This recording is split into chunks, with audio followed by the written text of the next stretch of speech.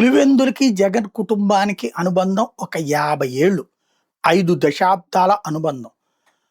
రాజారెడ్డి దగ్గర నుంచి, రాజశేఖర రెడ్డి దగ్గర నుంచి, విజయమ్మ దగ్గర నుంచి, జగన్మోహన్ రెడ్డి దాకా కడుపులో పెట్టుకున్నది ఆ ప్రాంతం. అధికారంలో ఉన్నా, అధికారంలో లేకపోయినా సరే, ఆ ఊరు, ఆ నియోజకవర్గం అండగా నిలబడుతుంది. ఇంకొకటి అక్కడున్నటువంటి ప్రజలకి మంచి చేయడానికి ఎంతకైనా తెగించే గుణం ఈ కుటుంబానిది కూడా. అలాగే నడుస్తా వచ్చింది. కానీ ఆ ప్రాంతంలోనే మొన్న జెడ్పీటీసీ, ఎంపీటీసీ ఎన్నికల్లో ఓటమి. సరే హింసించారా? ఏం చేశారు?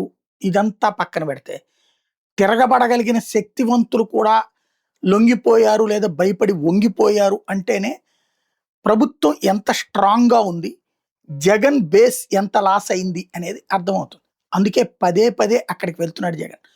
కుప్పంలో జగన్ చంద్రబాబుకి చుక్కలు చూపెడితే, జగన్‌కి పులివెందులలో చుక్కలు చూపెడుతున్నది కూటమి ప్రభుత్వం.